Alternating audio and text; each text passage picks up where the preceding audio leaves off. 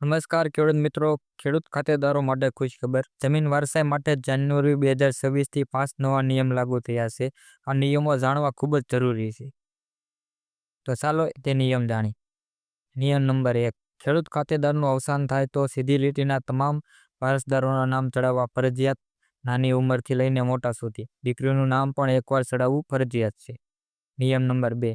જો જમીનમાંથી અમુક ભાગ બિનખેતી કે પ્લોટિંગ કરેલ હોય તો તે જમીન ખેતીની જમીનથી અલગ સર્વે નંબરમાં દર્શાવવી પડશે.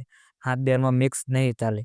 નિયમ નંબર 3. જમીન પર બેંક કે મંડળીની લોન હોય તો વારસાઈ બોજો ભર્યા વગર થઈ શકે, પરંતુ ભવિષ્યમાં જમીન વહેંચણી કે વેચાણ માટે સંપૂર્ણ બોજો ભરવો ફરજિયાત રહેશે.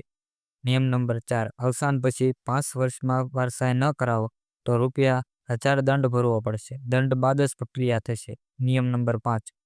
જો વારસદાર સગીર 18 વર્ષથી નાનો હોય તો વારસાઈ થશે, પણ તેની જમીન વેચવા માટે કોર્ટની પૂર્વ પરવાનગી ફરજિયાત અને તેની રકમ એફડીમાં રાખવી પડશે, જે 18 વર્ષ થયા બાદ ઉપાડી શકશે. તો આ હતા 5 નવા નિયમો. ખેડૂત મિત્રો, આ 5 નવા નિયમો જમીન વારસાઈ માટે ખૂબ મહત્વના છે. વિડીયો ગમ્યો હોય તો લાઇક, શેર કરો અને આ ખેડૂત યોજના ચેનલને સબસ્ક્રાઈબ કરવાનું ભૂલશો નહીં. ધન્યવાદ.